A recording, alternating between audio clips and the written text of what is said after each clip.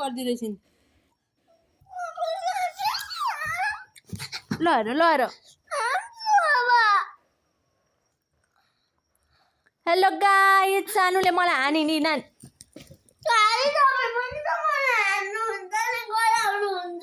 अहिले मैले हानेको हो कि तिमीले नानीलाई हानेको अनि तिमीले त्यसै गर्छौ अहिले नानीले केही नगरी किन हानेको हानी हो रे दुईजनाको बराबर भयो रे सकिएको थियो तिमीले फेरि जुरुक्क उठेर कपीहरुले हानेको चाहिँ किन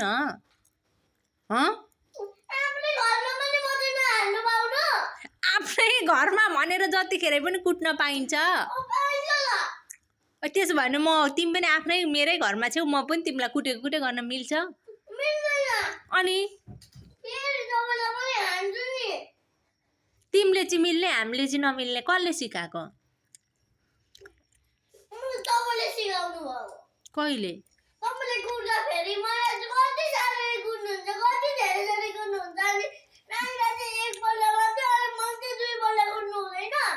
होइन नानीलाई कुट्नु पर्यो म कुट्छु नि त तिमीले किन कुट्नु नानीलाई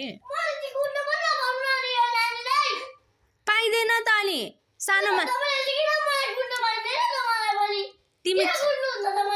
तिमी छोरी मैले जन्माएको म कुट्न पाउँछु तिम्रो दिदी हो नानी तिमी कुट्न पाउँदैनौ नानीलाई दिदीलाई नानी जेठी हो त्यही भएर नानीलाई कुट्न पाउँदिनौ तिमी सानीले ठुलीलाई कुट्छन्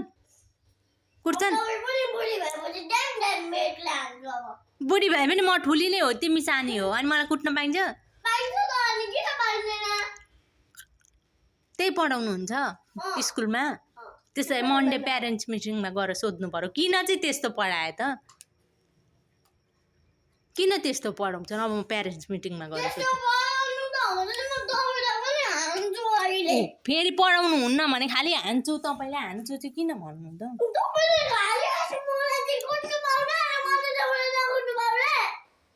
अनि मम्मीलाई चाहिँ कसैले कुट्छन् तिमीले त गल्ती गरेर पो कुटेको त मैले गल्ती नगरी कुट्छु त कसरी कुट्छु हौ ज्ञानी भएको बेला चाहिँ कहिले कुटेको छु मैले स्कुलमा चाहिँ कसले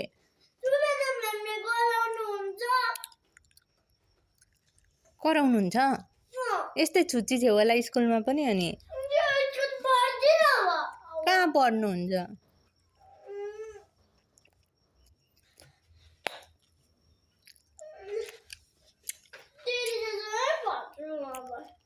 कहाँ 5 दिन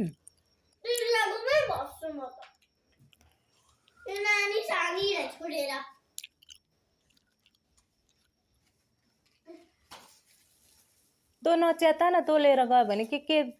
कति % डिस्काउन्ट गरेर दिनुहुन्छ अरे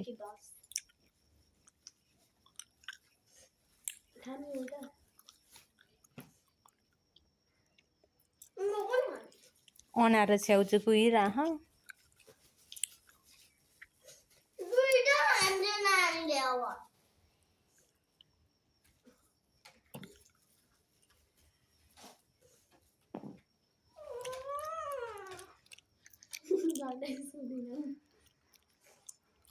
छोरी बुढी छोरी बुढी भन्थ्यो अनि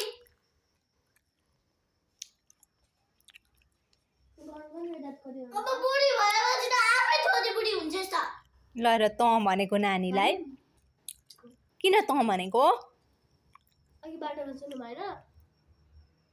के भनेको थिइन् त मैले यो नि तँ भनेको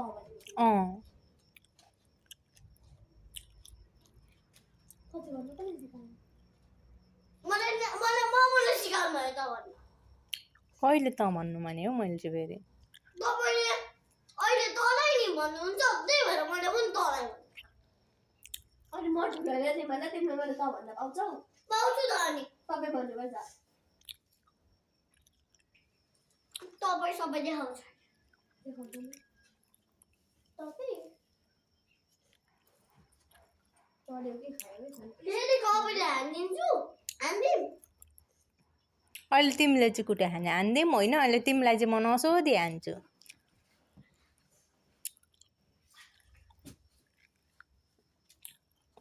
फ्याँकिदिनु पैसा फ्याँकिदिनु पैसा तिमी नचलाउने भने नचलाउ न हाम्रो नानीले चलाइहाल्छ नि म नानीले किन दिनु फ्याँक्ने कुरो के गर्नु त अन्त किन फ्याँक्यो भोलि सालाले फ्याँकिदिनु हुन्छ फेरि फ्याँकिदिनु मतलब बरु टेरिजाको भयो खाली टेरिजा खाली टेरिजा त्यस्तो नाम पनि नलिनु पर्ने म चाहिँ साह्रो डङ्की लिएर आउँछु अहिले अब देम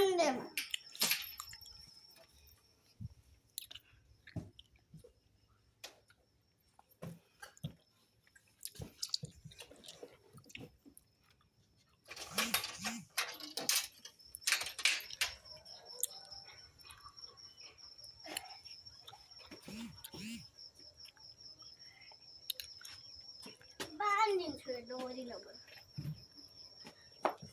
जान चाहेर दिनु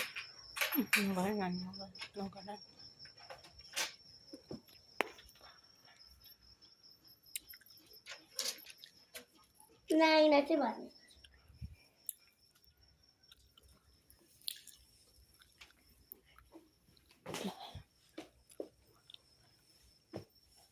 अब रुने चाहिँ आफै होला फेरि न्यु खोज्ने पनि आफै रुने पनि आफै होला अहिले लास्टमा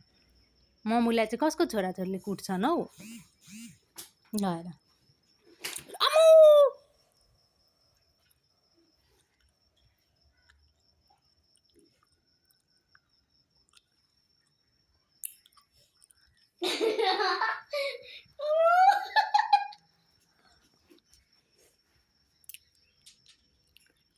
सबै ब्यागहरू छ